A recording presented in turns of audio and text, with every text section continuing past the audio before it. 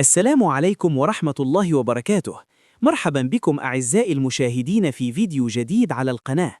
قبل أن نبدأ، لا تنسوا دعمنا بلايك للفيديو والاشتراك في القناة وتفعيل جرس الإشعارات حتى يصلكم كل جديد أولا بأول. اليوم نأخذكم مع حدث لافت جذب أنظار العالم، حيث قام النجم العالمي ليونيل ميسي بزيارة إلى الهند.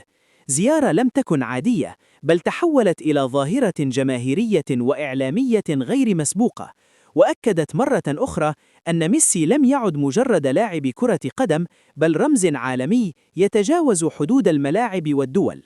منذ لحظة وصوله، شهدت الأجواء حشودا جماهيرية ضخمة، جماهير جاءت من مدن بعيدة فقط من أجل رؤية ميسي ولو للحظات. أعلام الأرجنتين رفرفت في الشوارع، قمصان ميسي بمختلف ألوان الفرق التي لعب لها كانت حاضرة بقوة، والهتافات باسمه لم تتوقف. اللافت في الأمر أن الهند ليست من الدول المعروفة تقليدياً بكرة القدم مقارنة برياضة الكريكت، ومع ذلك كان الاستقبال أشبه باستقبال زعيم عالمي، وهو ما يعكس التأثير الهائل الذي يملكه هذا اللاعب في قلوب الجماهير حول العالم.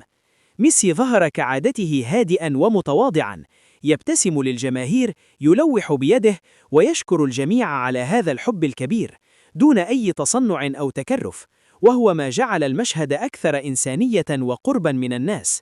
من أغرب اللقطات التي تم تداولها على مواقع التواصل الاجتماعي، جماهير رفعت صوراً قديمة لميسي منذ بداياته الأولى، وأخرى له وهو يرفع كأس العالم، وكأنهم يلخصون رحلته كاملة في لحظة واحدة، من طفل صغير يحلم إلى أسطورة حققت كل شيء.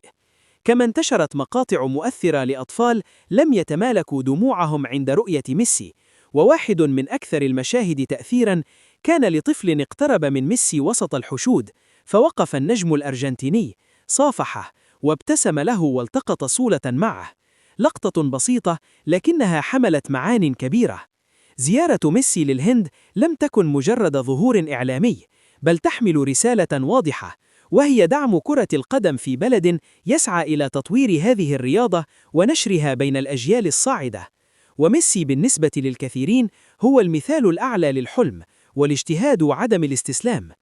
عدد من نجوم الرياضة والسينما في الهند رحبوا بهذه الزيارة، وعبروا عن سعادتهم بوجود ميسي في بلدهم، معتبرين أن حضوره يشكل دفعة معنوية كبيرة للشباب المهتم بكرة القدم.